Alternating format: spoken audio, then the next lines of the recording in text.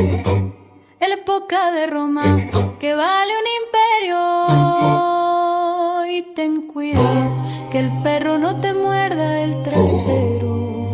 Cabe Canem con Charlie Diego.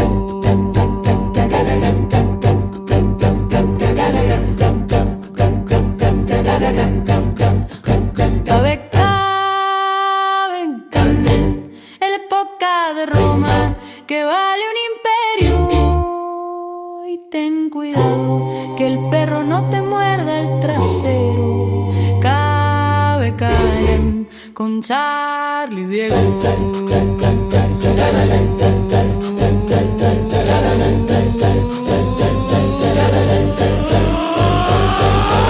Hola, hola. Por segundo año consecutivo, Cabe Canem está presente en uno de los principales festivales romanos de Europa, Tarraco Viva, en Tarragona. Un festival que dura 11 días, del 14 al 24 de mayo. Abarca unas 500 actividades. En el festival encontramos recreaciones históricas, de legionarios, de gladiadores, de la vida cotidiana romana, también monólogos y teatro histórico, talleres, conferencias, debates, exposiciones. La mayoría de actividades son gratuitas y en estos días Tarraco presume de su circo, anfiteatro, foro, murallas, teatro romano. Tarragona y sus monumentos romanos son Patrimonio Mundial de la UNESCO. Tarraco Viva es el universo romano en su plenitud. Dedicaremos 2 capítulos a Tarraco Viva. Orgullosos de estar aquí, debajo de una carpa blanca y hermosa, con una mesa no blanca, pero igualmente hermosa, y con un público que está llenando nuestras sillas y algunos están de pie. Gracias, gracias y gracias por escuchar nuestra llamada. A la organización por invitarnos. Un besito. Cabe Canem, especial Tarraco Viva, primera parte.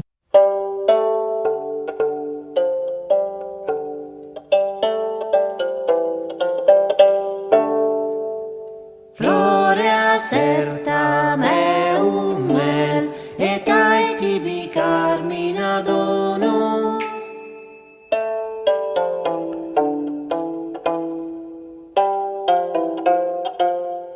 Carmina dono tibi certa tu genio. Carmina uti critiam. Lux è coptata canatur. Quae bis septeno vere tibi remeat.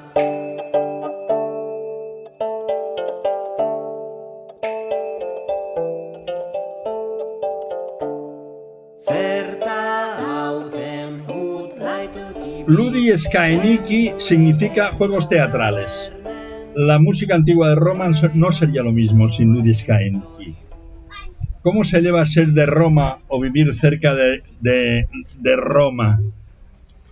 ¿Cómo estáis, Roberto Estanco? ¿Cómo está Cristina Mainero? ¿Cómo estáis? Bien, muy ¿Va bien. bene? Sí, siempre. Muy bien, porque estamos en Tarraco Viva. Esto es casi Roma, ¿eh? Sí. Un poco es Roma. más Roma aquí que A veces, Roma. ¿no? Depende del lugar de Tarraco. Bienvenidos a Cabe Canem. Gracias. Ludi Scaeniki no es un nombre inventado. No. Es un nombre que corresponde directamente a la antigua Roma, unos días en concreto, ¿no? Sí, juegos de escena, porque estaban son los romanos que en un momento donde estaba la peste, una malattia muy importante en Roma, por farla ir, han chiamato la Etruria, los etruscos, que tocaban in maniera differente, tocaban y bailaban y cantaban, y por esto los dioses han fatto ir la peste. Sí, el nombre de esta situación estaba Ludus Caeniki. Cristina, Roberto, ¿qué espectáculo presentáis en Tarraco Viva? hoy, esta edición. Esta edición. Porque son muchas ediciones, Sí, muchísimas. Sois clásicos de Tarraco Viva, pero esta edición que presentáis. Los instrumentos son siempre lo mismo, más o menos, Sí. ma cambia un poco el modo de ver la música. Este año, que es porque Roma, allora por la música es porque la música de los romanos viene porque los romanos van a aprender a buscar instrumentos y música un poco para todos los De todo el pueblos que han Mediterráneo, todo el Mediterráneo. Este señor y esta señora son fundadores del grupo Ludi Scaeniki. Dal Parece 1999. del 99, entonces lleváis 27 años, que no es poco. Sí, lo mismo que venimos aquí, es lo mismo año que habíamos empezado el Ah. grupo. El primero concierto importante Sí. fue aquí. Qué bien. Parece que hay más referencias de los instrumentos de la Roma antigua que de la música en sí. ¿Cómo lo habéis hecho entonces? Porque hacéis un espectáculo. Strumenti stanno nei musei, alcuni strumenti ritrovati, tipo la tibia romana, qualche pezzo di lira, e altri strumenti anche a percussione. Corno, il corno de Pompeia, son 5 cornos a Pompeia. Bueno, los legionarios, los militares romanos, el corno, también. él era muy importante Sí, para Il ellos, corno e ¿no? la tuba, sì. El corno y la tuba, muy bien. Ma tenemos también música escrita de la época, que pocas personas lo saben, ma están 63 fragmentos o pieza completa, Sí. veramente de la época de Dominiano. ¿Quieres decir, Cristina, que no habéis tenido que sufrir entonces? Que no ha sido tan difícil preparar el espectáculo si había tantos fragmentos de música. Beh, no es così, Però no è alcuni esattamente sono così. solo Ah, sono ya, tre ya, note. ya. Alcuni sono más, quelli más importanti sono composti da Mesomede di Creta del Sì. II secolo, Sì. perché stava a trabacare alla corte dell'imperatore Adriano. E sono arrivati a nosotros 7-8 piezas, famoso è l'inno a Nemesi, Que vamos a hacer esta Sole, noche, l'Inno a Nemesi. che Sì. anche il papà di Galileo Galilei, Vincenzo Galilei, Sì. che fu musicos, e lui trascrisse questa musica Estos perché fragmentos. stavano su Papiros. papiros, no? Las canciones de la Roma antigua, ¿en qué se basaban? ¿Cómo puede definirse? ¿Cómo podemos explicar la música antigua romana? ¿A qué cantaban? ¿Qué servían Guarda, para bailar, para danzar? Para todo, la música stava sempre Como ahora. Como ahora. Como Però ahora. no, era más importante quasi, perché un magistrato quando faceva una sentenza in tribunale Sí. ci doveva stare il suonatore di tibia per hacer la sentenza. Oppure il rituale. Il rituale. Pues eso estaría bien, porque son muy... Perché Al menos los jueces españoles son muy raros, con la música sonarían distinto, ¿no? ma perché era la congiunzione con los dioses, no? Della musica. Pure anche l'oratore Cicero quando teneva detrás Sì. un suonatore de tibia che le dava l'intonazione della retorica, no? Es decir, los romanos no sabían hacer nada sin música. Les pasa como a mí. ¿Eh? ¿Eh que sí? Igual, ¿eh? Las danzas romanas, ¿en qué otras danzas se basaban? ¿Cuál es el origen de las danzas romanas? ¿Dónde bebían? Es un poco una mezcla de cosas de fenicios, griegos, ma están anche danzas che tienen una radice, Sí. anche nelle popular de hoy tiene radiz nell'antichità por la danza popular. Y esta pregunta no sé si es buena o es mala. ¿Había más bailarines que bailarinas o más Sí. bailarinas que bailarines? Bailarinas, femmina, Sí, donne, sí. sì. Por músicos es diferente, más homen, Bien. ma le donne también, ma estaban ¿Y cómo se vestían en la danza? ¿Se disfrazaban? un poco desnudas, no siempre, dipende, porque estaba anche la danza ritual, ma estaban la danza, o muy importante, estaba por le baccanti, le menadi, ¿no? Sí, Por el culto de el Dioniso. ritual de Bacco, y como y là estaban solamente mujeres o men sin cortado el... ¿Qué les cortaron? Cuidado con lo que les cortaron, porque cortaron podemos... algunas cosas. Là estaba mucho por le donne, diciamo. Se no, normalmente tenemos mucha iconografía de la danza. Y spesso estaban un poco desnudas, pero no siempre. Para terminar, vosotros habéis actuado por medio mundo, conocéis mucho Europa, ¿no? Los festivales romanos, vosotros es lo vuestro. ¿Recordáis alguna actuación con especial cariño, algo que dije, esa actuación esa noche fue inolvidable? Y... Para mí fue... Claro, porque igual Cristina piensa otra. Sì. ¿La tuya? Fue molto strano quando toccammo in Singapore. Para mí también lo sería. Porque mentre toccavamo, vediamo la gente che... E io pensavo, ma questa gente non sa nada de romano. È come se io sentissi un concierto di musica Ming.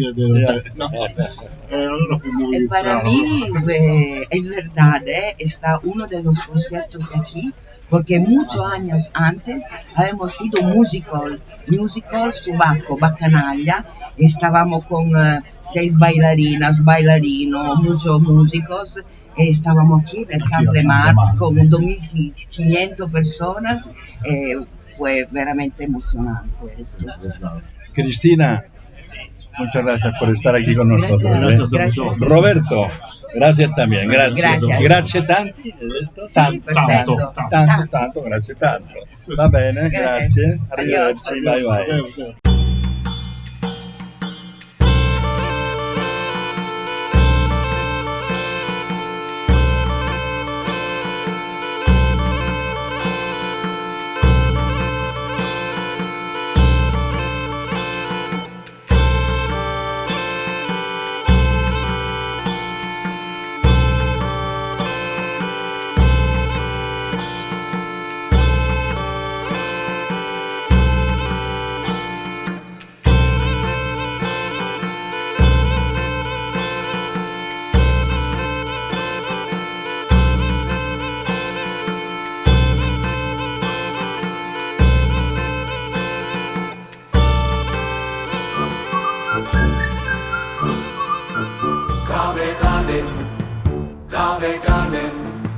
Cave Canem, el podcast de Roma que vale un imperio con Charlie y Diego.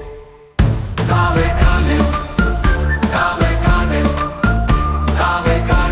el podcast de Roma que vale un imperio con Charlie y Diego. Cave Canem, especial Tarraco Viva. Primera parte. Mi cónsul, ¿me concede permiso para viajar a la Galia y traer de vuelta a mi prometida? Así que ahora se acuesta con mujeres galas. Ojalá, mi cónsul.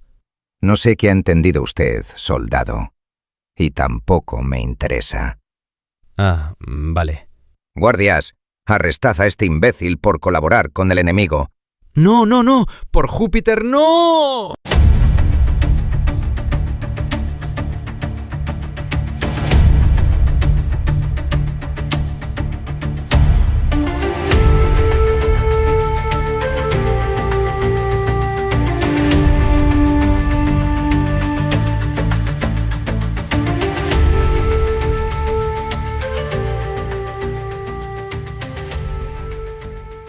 David Bea es un tarraconense de pro, arqueólogo, doctor en historia y un investigador científico de las cervezas prehistóricas y un gran conocedor del vino romano.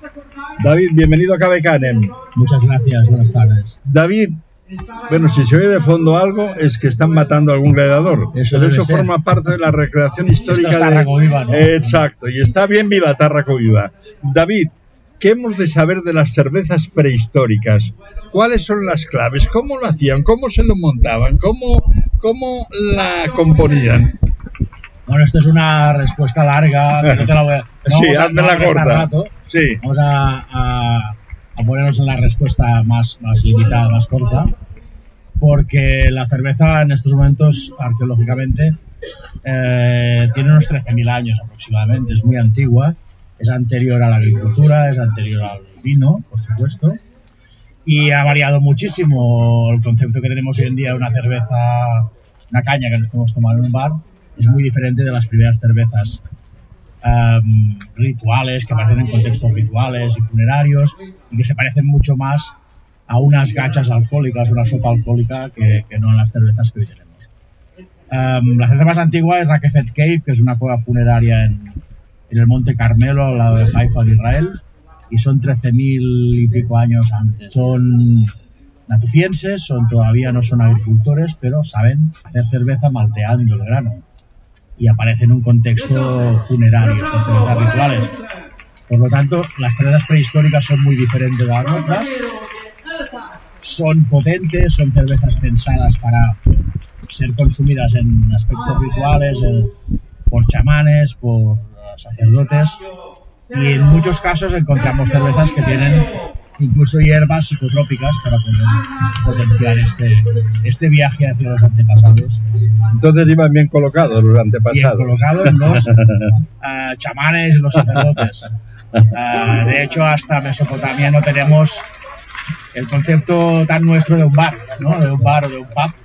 Esto aparece en torno del 2500 en Mesopotamia. Es mucho más reciente. Todo el primer alcohol, todas las primeras cervezas, incluso podríamos hablar del primer vino, está basado en ritualidad, en temas, diría, más religiosos, rituales, que no en pasárnoslo bien, no en disfrutar de una bebida.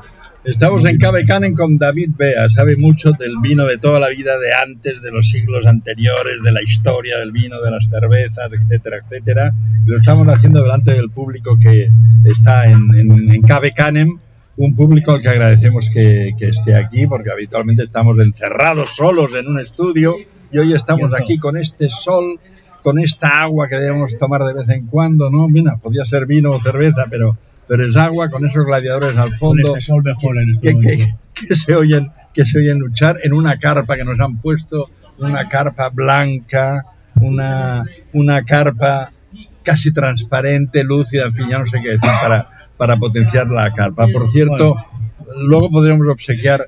David, somos gente agradecida en Cave Canem, tenemos unos imanes para que la gente que nos acompaña se los lleve a casa, los ponga en la nevera, se acuerda y pues sintoniza de Cave Canem. A ti también te lo daremos antes de que te vayas. Gracias. A Rafa Pérez también se lo daremos, que está por ahí y es nuestro siguiente invitado. Y luego también unos lápices que pone Charly Diego para que nunca te olvides de esta entrevista. Pues oye, fantástico. Muy bien. Oye, ¿qué sabemos de la cerveza romana? Porque aquí nos estamos enrollando y yo te he de preguntar por la cerveza romana. Roma no es un mundo de cerveza, Roma es un mundo de vino. Básicamente todo el mundo de vino, incluso la gente más pobre, que ve más que vino, versiones que se pueden acercar de manera lejana al vino. Por ejemplo, los más pobres beben un brebaje que se llama Lora, que es una mezcla de orujo apretujado, de lo que sale del orujo, con agua. O a los soldados les gustaba mucho la mezcla con vinagre, ¿no? Vino y vinagre. Pero Roma es un mundo, más que de vino, de consumo de vino, es un mundo, viticultura. O sea, el campo se parcela para poder, en centuriaciones, para poder plantar básicamente viña, aquí, en la península ibérica, y se produce vino. ¿Qué pasa con la cerveza? Bien, desaparece, básicamente, queda no testimonialmente, porque tenemos cervezas romanas, por ejemplo, tenemos una fórmula que nos llega de un alquimista egipcio del siglo IV después de Cristo, un romano, que es Zósimo, que nos habla de una cerveza hecha con pan, y también tenemos documentación del consumo de cerveza por parte de los soki, de los soldados, entre comillas, bárbaros, sí, sobre todo britones, sí, que sabemos que consumen y piden cerveza a pesar de que están integrados en el ejército romano. Pero Roma es un mundo de vino. Tenemos esta fórmula de Zósimo, que sería más cercana a un... De hecho es un citrus, una cerveza de raíz egipcia. Y luego tenemos Columela, que nos habla de de este mundo del Mulsum, que al final es mosto de vino y miel, o hidromiel, que no es un vino ni es una cerveza, estamos a medio camino. El resto de Roma es un mundo básicamente no únicamente de consumo de vino, sino de viticultura y de economía de la viña. Este Columela todo el mundo habla de él, ¿no? Bueno, era un tío de Cádiz que... ¿Qué? Parece el arguiñano de los vinos romanos. pero de Cádiz. Sí, es uno de los grandes autores que nos habla del mundo agrícola y de la explotación agrícola en Roma, y entre otras cosas plantea o habla de los vinos y habla muy puntualmente de fermentaciones de cereal, de cervezas. David, ¿y el vino romano siempre estaba bautizado con agua o no? No tiene por qué. Hay vinos que se mezclan y hay vinos que no. Tenemos vinos como el Passum, del cual derivará, al menos a nivel de palabra, el passito italiano.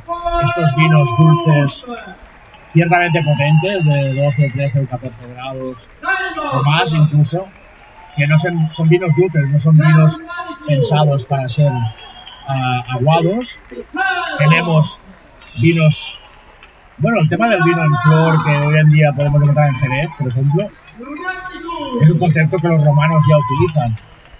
Tenemos vinos fortificados. Aguar se hace no solamente en el mundo romano, en general para dos cosas. Una, para bajar el grado alcohólico o como mínimo disimularlo. Sí. Y dos, porque hay vinos que viajan mucho y tienen que llegar un poco tocados. Entonces, se agua para esto. Fuera del mundo romano, o en el mundo antiguo y en el mundo medieval, aguar el vino también significa poder beber más. En el sentido, sobre todo a partir de la organización de la ciudad, de las industrias, de la Edad Media, de moderna, en Europa se bebe cerveza y los niños usan cerveza porque es segura.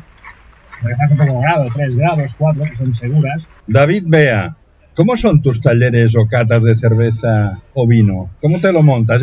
¿Siempre es mirando hacia atrás? ¿También hay vino actual y cerveza actual? ¿Cerveza artesanal? Cerveza sí. Vamos por partes. Vamos por partes, que la pregunta es muy compleja. Yo soy sommelier por Domens. Domens es una academia de Múnich que certifica un oficio raro. Realmente, sommeliers de vino o de licor hay muchos, pero de cerveza somos menos de 10.000 en el mundo con papeles. Otra cosa es lo que hace la gente, ¿no? Entonces yo hago muchas catas de cervezas artesanas actuales, pero no me golpees la mesa, que me vas a terminar golpeando a mí. Como sommelier quizás no me interesa tanto, que también, pero no me interesa tanto si unas cosas huelen a melocotón o a piña, sino que me interesa mucho más a que la gente conozca cosas y hablemos de historia en torno a la cerveza, ¿vale? Por lo tanto, trabajamos también con cervezas antiguas o de recreación arqueológica, y desde hace unos cuantos años trabajo con cervezas ancestrales europeas, por ejemplo, que se conservan en el Báltico, que se conservan en granjas de la costa de Noruega, que son fósiles. Pero hacemos catas de todo. Y en cuanto al vino, pues no soy un sommelier de vino, por lo tanto, el vino actual o el vino moderno me interesa relativamente. Me interesa mucho más lo que haremos ahora en una horita, sí, que son vinos antiguos. El origen del vino, vamos a servir vinos georgianos, o del Cáucaso vamos a servir vinos de Armenia, vinos de estilo romano, que todos tienen una manera de hacerse, o incluso un hilo histórico, como es el caso del Cáucaso, milenario. David, estoy muy contento que hayas estado en Cave Canem, que nos hayas dado muestras de tu sapiencia, y ahora que te vas, han terminado los gladiadores de pegarse. Ya ves, yo también, Charlie, muchas gracias. Te voy a presentar, antes de que te vayas, David, a Rafa Pérez. ¿Lo conoces, a Rafa? ¿No? Es un fotoperiodista de... Nos conocemos de hemos visto y tal. Sí, bueno, pues Rafa es nuestro invitado también. Vale. Y, por cierto, has oído hablar de vino, de cervezas de antes. Tú que eres periodista, no solamente eres fotógrafo, eres periodista también, seguro que le harás una pregunta a nivel del National Geographic, que es donde tú has trabajado entre Altair y 50.000 nombres más de revistas con unas fotos maravillosas, que esto es lo que hace Rafa. Sí, pues me ha tocado además escribir sobre vinos y recorrer también muchas regiones vinícolas para hacer reportajes y demás. Yo le preguntaría a David que nos hable de alguna región que no sea ninguna de las que pensamos todos, de alguna región que no sea de las clásicas, en la que sea importante el vino por un tema histórico. Sin duda el Cáucaso. El origen del vino a día de hoy a nivel arqueológico es Georgia, y estamos hablando de hace 8.000 años. Pero sobre todo el Cáucaso, no únicamente porque los arqueólogos hayamos hallado una jarra con restos químicos de que haya tenido una fermentación de uva, sino porque hoy en día, tendrán enólogos, lo que quieras, pero hoy en día en Georgia están haciendo los vinos igual que hace 8.000 años. David, gracias, hasta siempre. A vosotros, muchas gracias. El nombre completo en sus respuestas, ¿eh? No nos dejen diferente. Rafa, como decía, periodista y fotógrafo de viajes, bienvenido a Cave Canem, se están despidiendo entre ellos. Rafa, tú has nacido en Asturias y creció en Tarragona, eso imprime carácter, ¿no? Bueno, sí, he nacido circunstancialmente en Asturias, mis padres se fueron a vivir allí, pero con un año ya vine para Tarragona, ya que tengo mucha familia allí y tengo mucho cariño por mi tierra natal. Me considero 100% mediterráneo, y el carácter que yo tengo de hecho es del Mediterráneo mucho más que desde el del Cantábrico, un carácter mucho más sosegado, calmado, que es como generalmente vemos este mar en Asturias. Rafa Pérez, en 3 sesiones distintas, presenta en Tarragona el Museo Nacional Romano. ¿Qué es el Museo Nacional Romano? El Museo Nacional Romano pues, es mi museo preferido en Roma. Tenemos todos en la cabeza grandes museos, algunos de los mejores del mundo, museos capitolinos, museos vaticanos, pero cuando este año me propusieron para un ciclo que hago ya desde hace 4 años de viajes al mundo antiguo, me propusieron que no hablara de un lugar concreto, de un monumento, sino de una visita a un museo, tuve muy claro que iba a ser el Museo Nacional Romano, que es el gran museo arqueológico de Roma, cuya colección se compone de los hallazgos arqueológicos hechos en Roma y alrededores desde finales del siglo XIX. ¿Cuánto tardas más o menos en visitar el museo? Una vida. Es decir, yo soy de los que pienso que tenemos que ser muy selectivos para visitar un museo, porque es muy fácil llegar a un punto de saturación. Hay museos que están concebidos como grandes almacenes con poco relato y mucha pieza, y otros en los que los flujos de gente se dirigen a ver una obra icónica, piensa ahora en la Mona Lisa, hacen casi desagradable la experiencia de visita a un museo. Entonces yo lo que hago es seleccionar unas pocas piezas cada vez. En este caso, por ejemplo, en la última visita han sido 7 piezas en concreto, que son las que he traído a Tarraco Viva para hablar en esta charla. ¿Y esa charla cómo la has planteado? Pues fíjate, la he planteado intentando dar respuesta al tema del festival de este año, que es ¿por qué Roma? En mi caso, ¿por qué viajo para ver piedras? ¿Por qué viajo a lugares vinculados a las antiguas civilizaciones del Mediterráneo? Entonces he escogido estas 7 piezas, de las que he explicado algunas curiosidades y anécdotas que creo que no conocía el público, para ponerlas un poco en contexto. Al final de esa exposición de las 7 piezas, la gente ve unas historias inconexas, pero luego, dando respuesta a la pregunta de ¿por qué Roma? ¿Por qué viajar para ver piedras? Es cuando todo tiene sentido y cuando se conectan estas piezas que para mí han significado un viaje por la vida, porque hay una pieza que representa el gran viaje que es la vida, otra que representa la etapa juventud, otra la de madurez, otra la muerte, el entierro, etcétera, etcétera, y sobre eso he construido un poco la historia que he traído este fin de semana a Tarraco Viva. Charlando con Rafa Pérez, dándole las gracias a él por estar aquí, gracias también a la gente que nos acompaña delante de esta carpa de Cave Canem. La verdad es que hay 4.000 sillas y las 4.000 sillas están llenas, y estamos contentos por eso. Bueno, están llenas de las que hay, o sea que estoy muy contento que haya gente de pie para seguir el Cave Canem y las evoluciones de Rafa Pérez. Rafa, tú has publicado, antes lo he anticipado un poco, en medios como National Geographic, en Geo, Viajar, Lonely Planet, Altair o Condé Nast Traveler.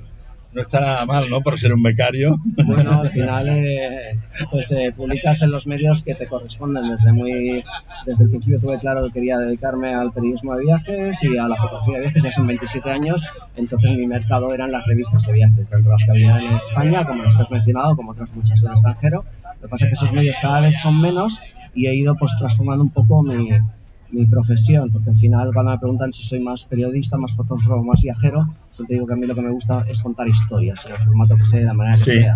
Entonces también siempre he estado muy vinculado al festival, a la historia. Estoy estudiando actualmente el grado de Historia del Arte porque me fascina. Entonces ahí lo mezclo todo y de ahí salen mis reportajes para National Geographic, con quien sigo colaborando, o para el Festival Tarraco Viva.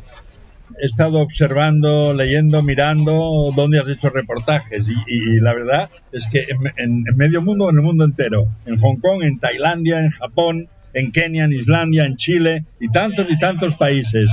¿Algún recuerdo especial o anécdota de esos países o de otros? Algo que ahora cuando yo te formulo la pregunta te viene a la mente, sí, ese día, esa noche, esa mañana, esa madrugada.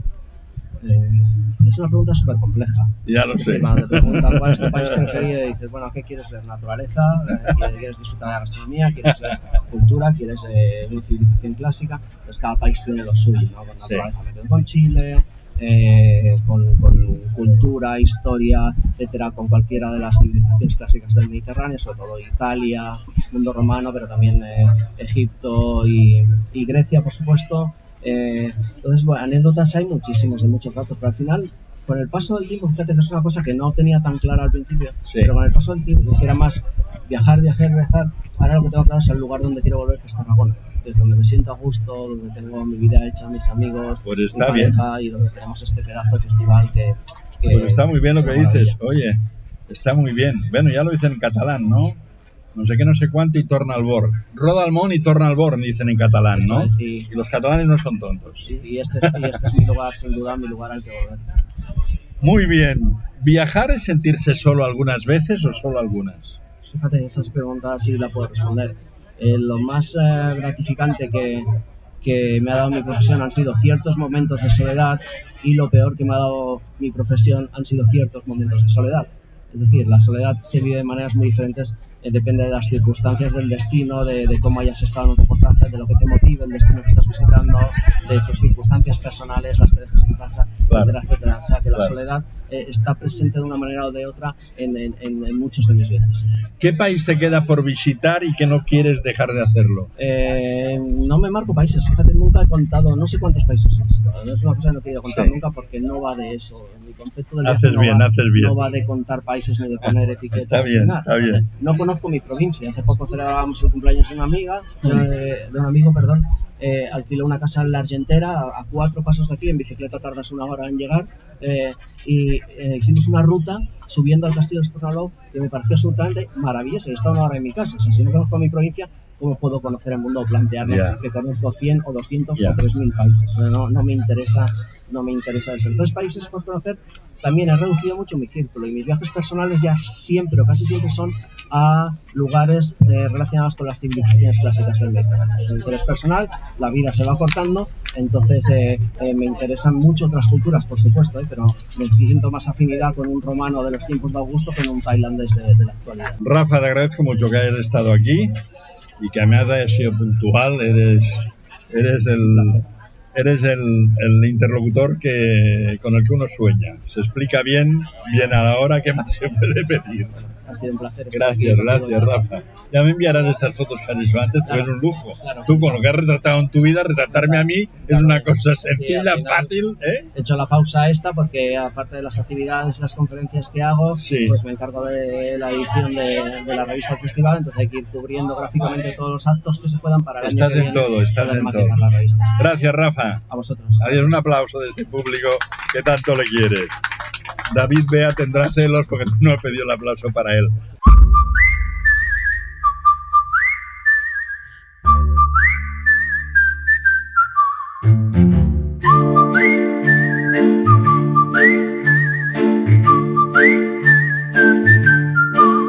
¿Está Paco Álvarez en casa?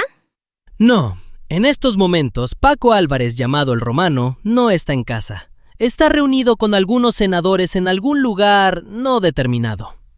Me cachis, qué mala suerte. Nunca encuentra a nadie en su domus. Con Paco Álvarez no va a ser fácil encontrarle. Se pasa el día conspirando fuera de casa. Vaya, me lo temía. Amigos, esto fue todo por hoy, como decían los dibujos animados del Neandertal. Dentro de 15 días dedicaremos una segunda parte del podcast a Tarraco Viva. Gracias por escucharnos, gracias mil. Y hoy especialmente gracias a nuestro equipo de refuerzo en vivo, un equipo espléndido con Eva Pitar, Judith Diego y Ana Débora. Y al equipo de siempre de Cave Canem, el último, que apague la antorcha, please. Este es el equipo de Cave Canem, colaboradores Tony Conejo y Miguel Ángel Violan. Voces Ferran Badía, Roma Llori, Patricia Violán. montaje Ricardo Valesi, presenta y todo lo demás. El del Lego, Charlie Diego.